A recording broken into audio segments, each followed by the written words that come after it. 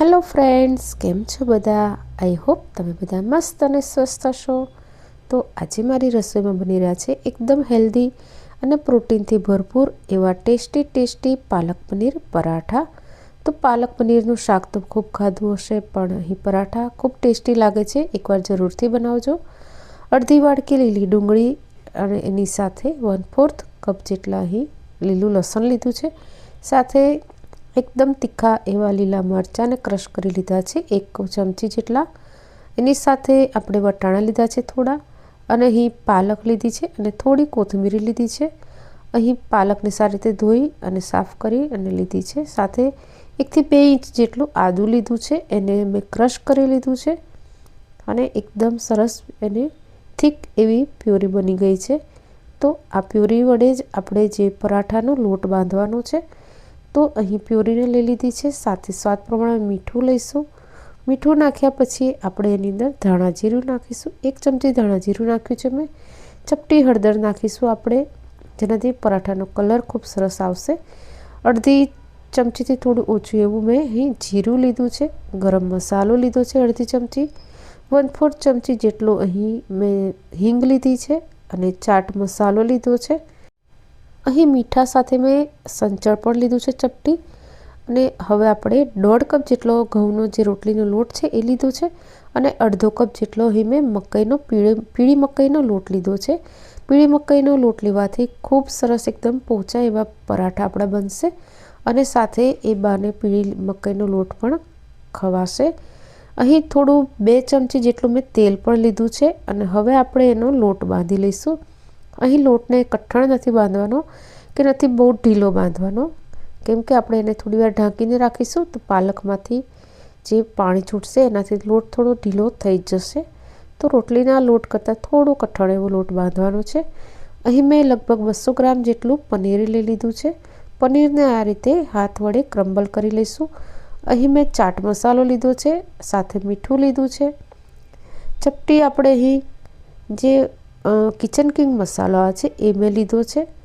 થોડું અહીં આપણે લાલ મરચું લઈશું, તીખું અને કશ્મીરી બંને લઈશું। સંચળ પાવડર લીધો છે, આ સાથે લાલ કાશ્મીરી મરચું પણ લીધું છે। થોડી કસૂરી મેથી અને થોડા ફુદીનાના પાન લીધા છે મેં, અને બધું જ આપણે મિક્સ કરી લઈશું। તમને ગમતા કોઈ પણ મસાલા તમે અંદર એડ કરી શકો છો। અહીં પરાઠાનો સ્વાદ વધારવા માટે 1 ક્યુબ જેટલું મેં અહીં ચીઝ લીધું છે। ચીઝ નાખવું ઓપ્શનલ છે, પણ ચીઝ નાખશો તો પરાઠા ખૂબ જ ટેસ્ટી લાગે છે। તો અહીં 1 ક્યુબને મેં છીણી લીધું છે। તો બસ આપણા મસાલા બધા જ થઈ ગયા છે। અહીં કસૂરી મેથી તમારે જરૂરથી એડ કરવી।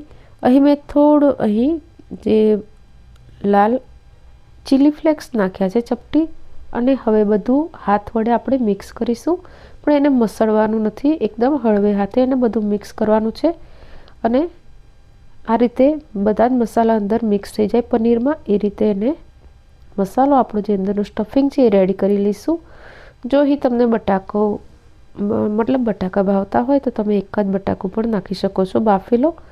તો હવે લોટના આપણે લુવો લઈ લઈશું। તો અહીં આપણે થોડા મોટા પરાઠા બનાવીશું। અહીં હું ત્રિકોણ પરાઠા બનાવું છું, એટલે અહીં એકદમ પાતળી મોટી રોટલી હું વણી લઈશ, જેથી આપણે સ્ટફિંગ ભર્યા પછી વધારે એને વણવાની જરૂર ના પડે। આપણે મોટી રોટલી વણી લીધી છે એકદમ પાતળી, અને હવે આપણે એમાં સ્ટફિંગને ભરી લઈશું।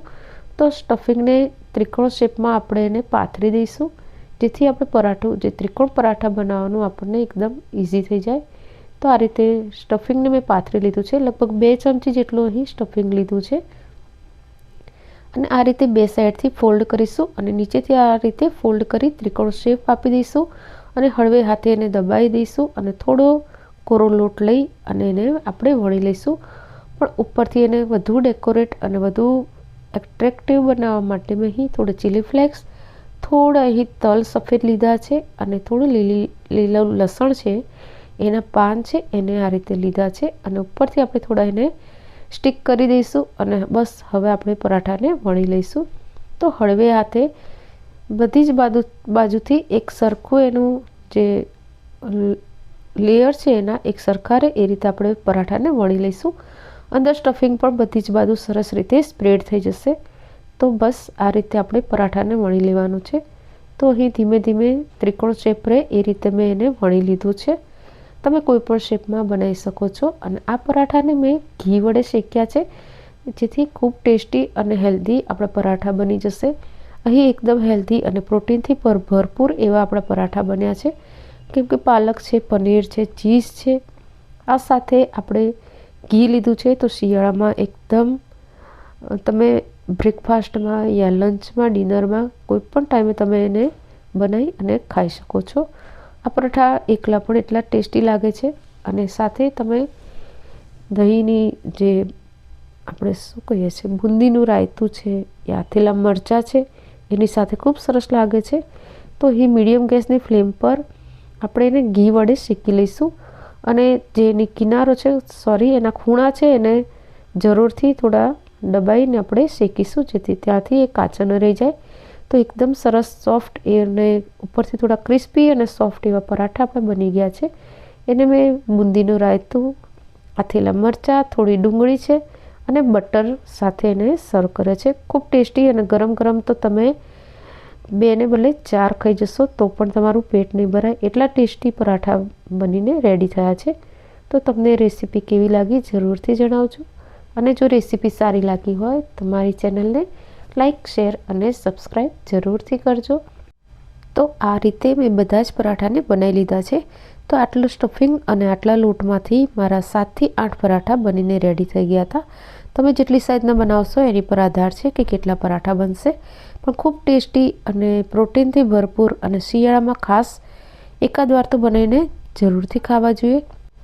તમારા ઘરના ટેસ્ટ પ્રમાણે તમે કોઈ પણ વસ્તુને ઓછી વધતી કરી શકો છો, અથવા તો એડ પણ કરી શકો છો. તો રેસીપી જોવા બદલ થેન્ક યુ. રાધે રાધે.